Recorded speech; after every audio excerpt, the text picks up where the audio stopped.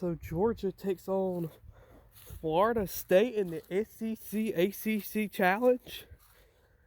This game has been hyped up for a while now. This will be the first time Georgia plays Florida State since 1981-82 season.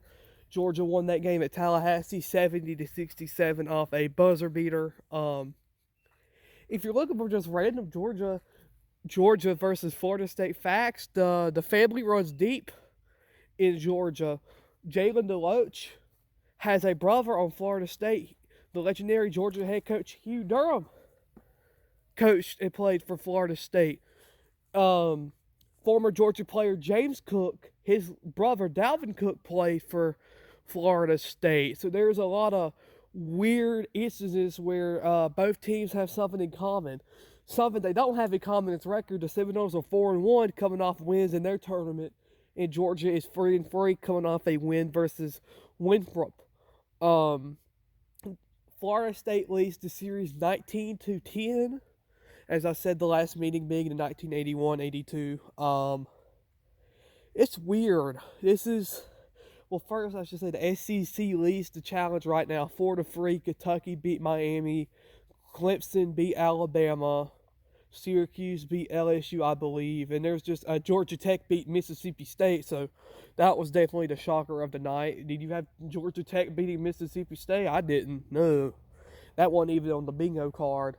And yes, you're right. Virginia Tech does play Auburn later tonight. Virginia Tech coming off a 30-point loss to FAU. That's odd. But anyway, back to Georgia. Georgia plays Florida State at 9:15. 8:45 coverage starts. The game is late. The ESPN makes this whole thing. So this whole shindig is thrown up by the ESPN and ACC network. So, of course, Georgia would get the late night game. I said it multiple times, and I even said it when this game was announced. I am shocked Georgia did not draw Clemson. But I understand it because, you want your best teams to play you want your best teams in the SEC to play the best teams in the SEC and ACC. You want the bad teams in the ACC to play the bad teams in the SEC. I understand with scheduling, but my thought was, when you looked at Georgia's schedule, they're playing Miami, they're playing Georgia Tech, they're playing Wake Forest. Who else would you add in their place? I don't understand why you didn't add Clemson, considering the fact Georgia and Clemson's a rival. I mean, I don't know, man. I mean, a Wednesday night, it's freaking cold. There's frost on the ground. It's 1 or 2 days away from December. In my opinion, opening December would have been awesome with Georgia and Clemson, a heated rivalry. I mean, they hadn't played in basketball since 2018 in the Cayman Islands Classic, but that would have been a fun game to play. Georgia and Clemson, they've played definitely a lot more than they've played Florida State, but I understand why the scheduling works the way it did, like it does. And that's why I was talking to somebody a few days ago. If Florida State comes to Athens next year, that's cool, but I don't want Georgia and Florida State every year.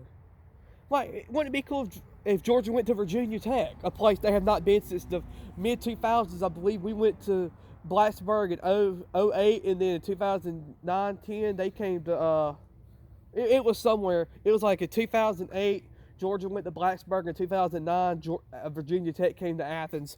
It was somewhat in those, in that area. Then you can't forget the meetings in the 90s. They played a few times in the 90s in the, they played in Virginia Tech, and then they actually played not in Athens, but Atlanta in the late 90s as well. Or, like Georgia and Duke. You don't want to do Georgia-Miami because we just saw that game. You don't want to do Georgia-Wake Forest because they played the last 2 years in a row. But it would have been interesting. It will be interesting to see who Georgia draws next year and the year after, because I'm going to be real with you. This will lose a lot of interest quickly if we just get Georgia and Florida State every year. Like, daggum, I would like to see Georgia and Syracuse. They have not played since the 90s.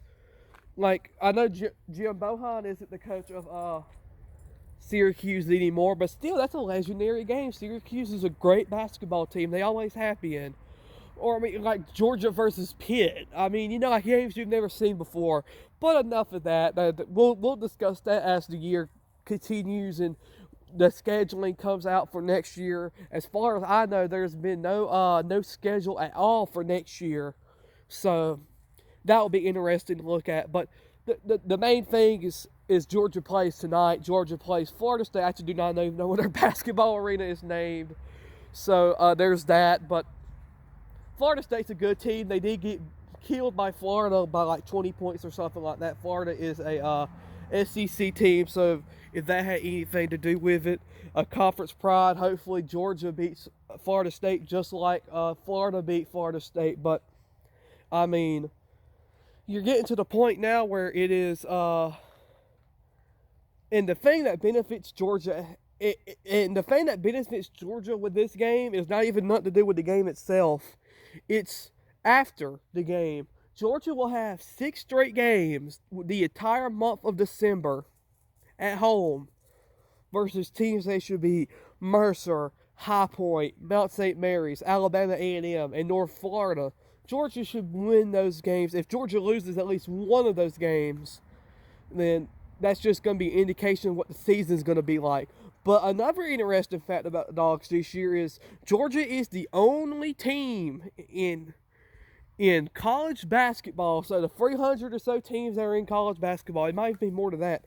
Georgia is the only team that has played as many power teams this point in the season. Georgia opened up versus Wake, home opener versus, Georgia opened up against Oregon, home opener versus Wake, went to the Bahamas to play Miami, play Providence, and tonight playing Florida State. So, in my opinion, these next games are going to be really a